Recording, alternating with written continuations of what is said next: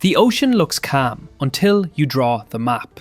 Then you see it. Lifelines of trade zigzagging across the globe. Choke points where a single ship can stall billions. Cables on the seabed pulsing with the world's data, like arteries under a city at night. In the middle of that map sits an island nation that has fought, traded, and navigated its fate on salt water for centuries. Today, the question isn't whether Britain still has a navy worth telling stories about. The question is how a leaner, tech-heavy Royal Navy keeps punching above its weight in an era of drones, hypersonics, grey zone sabotage, and great power submarines stalking the deep.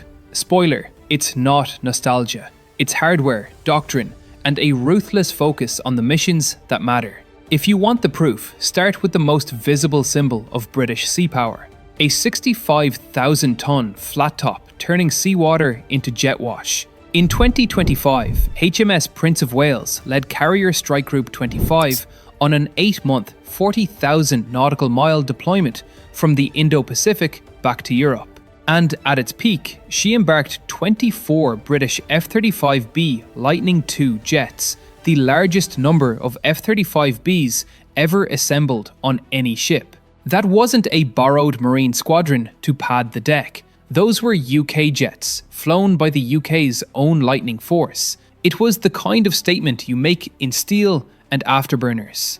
The value of a carrier isn't just how many jets fit on the flight deck. It's the ecosystem that keeps those jets flying. Royal Navy Merlins churn overhead with crow's nest AEW radomes. Wildcats skim the wave tops. And the Royal Fleet auxiliaries, oilers and stores ships ghost into the formation, like stagehands in a play, refueling and rearming the cast so the show never stops. This year, Britain cut steel on RFA Resurgent, the first of the next generation Fleet Solid support ships, designed to sustain carriers and escorts with munitions and stores at sea. It's a milestone that matters, because a strike group that can't be resupplied is just a photo op.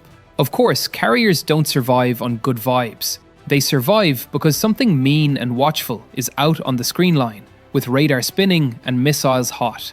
Meet the Type 45 destroyer. For years, a superb area air defense platform, now stepping into a new era. In April 2024, HMS Diamond used her Sea Viper system, Samson radar and Aster missiles to shoot down a ballistic missile over the Gulf of Aden.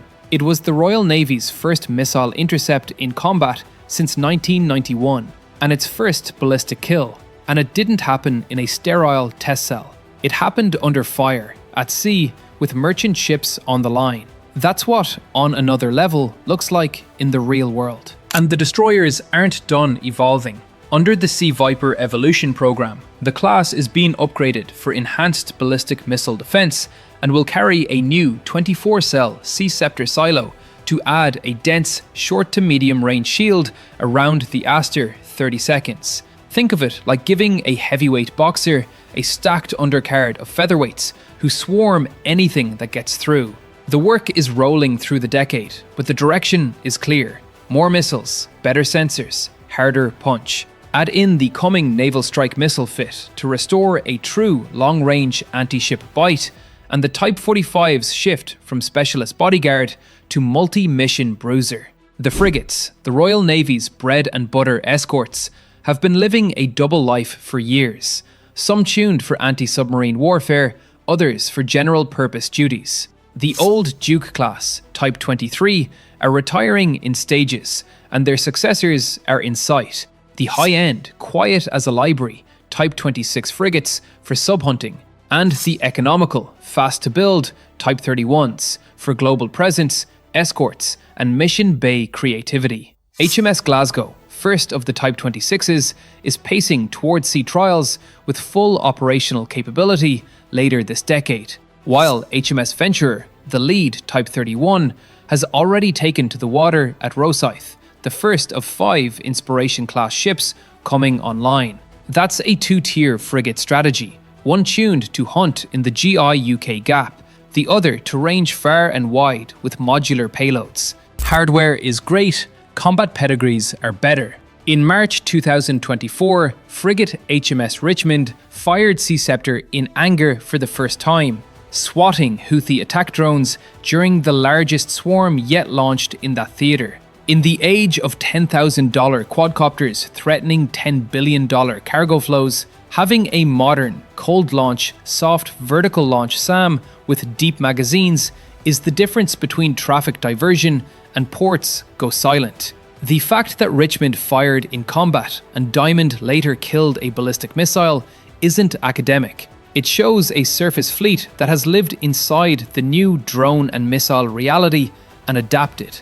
Let's talk strike. For a while, the Royal Navy lived with a harpoon-shaped hole in its teeth. That's over. In September 2025, HMS Somerset executed the UK's first live firing of the Kongsberg Naval Strike Missile. Stealthy, sea-skimming, high agility, restoring long-range anti-ship and land attack muscle to the surface fleet. With NSM rolling across Type 23s and Type 45s, the fleet gets a credible reach that complicates any adversary's calculus. Close the range and risk Seawolf's successor. Stay far and risk a missile that comes in low and clever. Your move.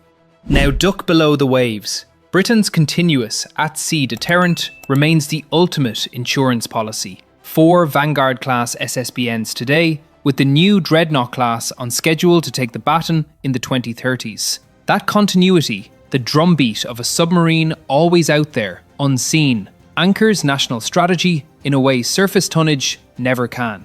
Meanwhile, the next generation attack boats, SSN AUKUS, were confirmed by government this year as the Astute class replacement, with the UK intending to acquire up to a dozen boats built on a British design with American tech. It's an industrial as much as a military bet, meant to lock in high-end submarine building capacity for decades and produce hunter-killers tailored for high-end fights. We also have to be honest. 2025 showed the strain in the attack submarine force. Maintenance bottlenecks and dry dock constraints left periods with no RNSSNs at sea. A crisis the service has publicly moved to fix with an all-hands push on availability. None of that erases what astute boats can do when they're on patrol, nor the value of allied cover, but it does underline a core truth of naval power. Availability is capability. The first Sea Lord's 100-day plan to claw back readiness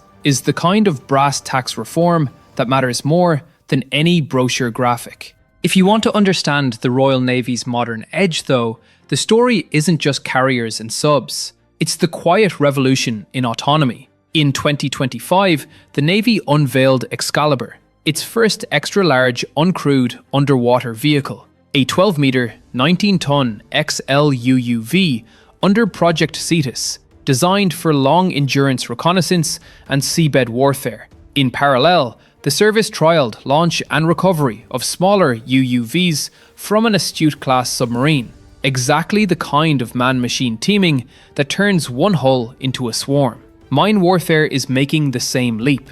The Navy has accepted a new autonomous sweep system into service, and is fielding Anglo-French MMCM drone boats and sonars so sailors can clear minefields from a safe standoff. This is the RN's advanced autonomous force made real. Cheap, proliferated sensors and effectors, changing what one ship can achieve. Even above water, the future is getting, well, sci-fi. The UK signed a £316 million deal to accelerate Dragonfire, a laser-directed energy weapon, onto a Type 45 destroyer by 2027, after successful high-speed drone kills in trials. A laser that can swat fast movers for about a tenner a shot won't replace missiles, but it will soak up the cheap threats that used to drain six-figure interceptors. In a world where attackers use $5,000 drones to make defenders spend $500,000 per kill, the side that bends the cost curve wins. The RN is putting a hard kill lid on that problem. Shift to the grey zone, where deniable sabotage and seabed stalking matter as much as battle lines. RFA Proteus, the first multi-role ocean surveillance ship, is now operational as the mothership for seabed warfare, launching autonomous vehicles to watch and, if needed, repair or deter interference with the cables and pipelines that power modern life. This week, the UK and Norway announced joint naval patrols to safeguard undersea infrastructure and hunt Russian submarines in the North Atlantic, a practical Arctic-Nordic alliance that pairs British ships and aircraft with one of the world's most experienced high-latitude navies. You want relevance? That's relevance. The Royal Marines have changed with the fleet. The future commando force has pivoted from massed amphibious landings to raiding, reconnaissance and denial in the littorals, forward-based and tech-heavy. Their littoral response groups surged around a single Bay-class platform when budgets bit, but the doctrine stuck. Small, hard, agile teams that turn up first, sense the space and shape the fight for the bigger fleet. The Navy's new multi-role support ships, planned to replace aging amphibious and medical platforms, are designed around that reality. Aviation, well docks, modular mission spaces, and integration with uncrewed systems, all geared for the High North and the Indo-Pacific's crowded seas. It's not your grandfather's commando brigade. It's the future shoreline knife fight, and the core is sharpening for it. Now, some context. The Royal Navy today fields more than 60 commissioned units when you count submarines, destroyers, frigates, patrol ships, mine hunters, and auxiliaries. But it does so with ruthless prioritization.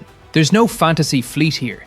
The carrier group gets mass when it sails. The deterrent stays continuous. Frigates rotate through hotspots. OPVs fly the flag in the South Atlantic, Caribbean, Med, and Indo-Pacific. The aim isn't to be everywhere at once, it's to be decisive where it counts. That stringency is tied to money, and the money is finally moving in the right direction. In February 2025, the government committed to raise defence spending to 2.5% of GDP from 2027, with an ambition to go further as conditions allow. You can love or hate the politics, but the math matters. Shipyards don't run on speeches, submarine refits don't happen on vibes, and you don't field lasers, new frigates, and a new SSN class on yesterday's budget. The Strategic Defence Review, published in June, spelled out the naval piece, a more powerful but cheaper and simpler fleet, with a hybrid mix of crewed and uncrewed systems, and a surface force recapitalising while new support ships come online. So is the Royal Navy on another level? In some ways, yes, and in some ways, it's on a knife's edge. The edge part first. Hull numbers are tight. Attack submarine availability has been brittle. Amphibious mass took a hit as the Albion-class LPDs left service, and MRSS remains a programme on paper, however promising.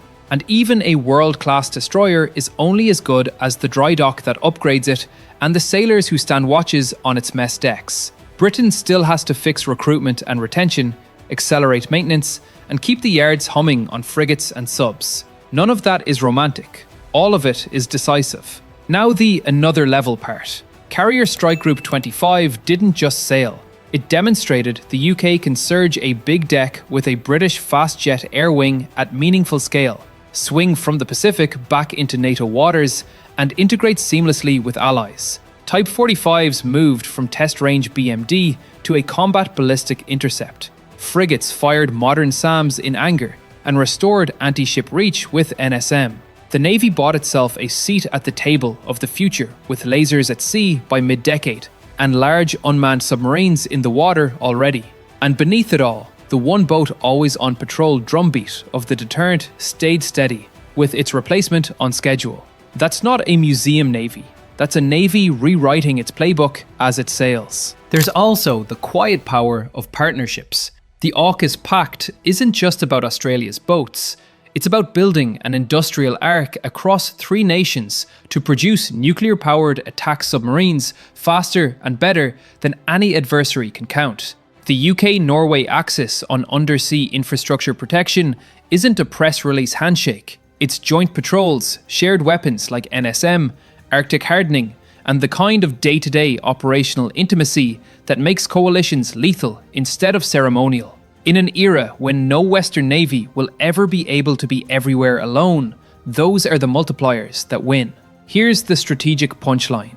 A navy's power is measured less in hulls than in options. What can you do tomorrow morning if things go sideways? The UK can put 5th generation jets over a crisis with organic AEW and tankers close at hand. It can put a battery of Asters, Sea Scepters and soon lasers between a convoy and the threat. It can swing a quiet submarine into a choke point, a boat that might be carrying Tomahawks today and a fistful of UUVs tomorrow. It can sweep mines without risking a single sailor in a wooden hull. It can fly the white ensign where cables meet continents and quietly tell saboteurs, don't. And it can do all of that while a ballistic missile submarine disappears over the curve of the Earth. That's option space. That's deterrence. That's leverage.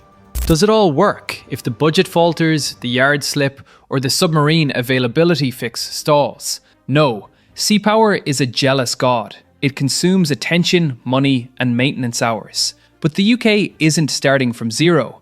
It's starting from a fleet that's already modernised its brain, software, networks, doctrine, and is now scaling up the muscle. Frigates, lasers, autonomous kits, resupply ships, and next-gen subs. When you add in the carrier air wings growth and the surface fleet's new teeth, the Royal Navy looks less like a relic and more like a prototype for how middle powers fight at sea in the 2020s. And if you're still asking whether they can show up where it matters, remember this year's Mediterranean finale to a Pacific tour that began in April. British jets roaring off a British deck, escorted by a British destroyer that's proven it can kill ballistic missiles, with a frigate that's fired in combat, and an oiler that will soon be joined by new solid storage ships to keep the whole machine humming.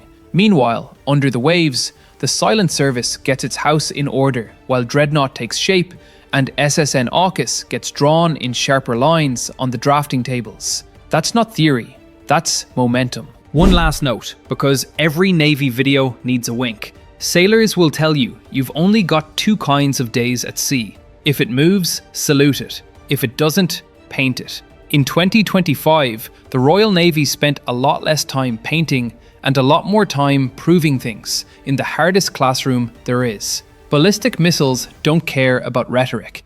Drones don't care about speeches. Trade doesn't care about Twitter. The fleet either works or it doesn't. This one does. So how insanely powerful is the UK's Navy? Powerful enough to be where it must, with what it needs when it counts, and clever enough to change fast. In an age where the world's arteries run along the sea surface and across the seabed, that's not just power, that's national life support. The map isn't calm anymore, but the ships on it, they're ready. If you were expecting a neat Hollywood ending, here's a better one, a challenge. The technology is coming. Lasers, autonomous swarms, hypersonics, swarms of cheap threats and expensive decoys. The Royal Navy's next level won't be measured in ship counts alone, but in the ability to integrate all of that into a single, lethal, adaptable force. The pieces are on the board.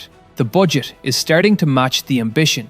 The Allies are standing closer. The question is simple. Will Britain keep its nerve, keep its yard lights burning, and keep that carrier deck crowded? Answer yes, and the White Ensign's next chapter won't just be a story worth telling. It'll be a deterrent worth fearing.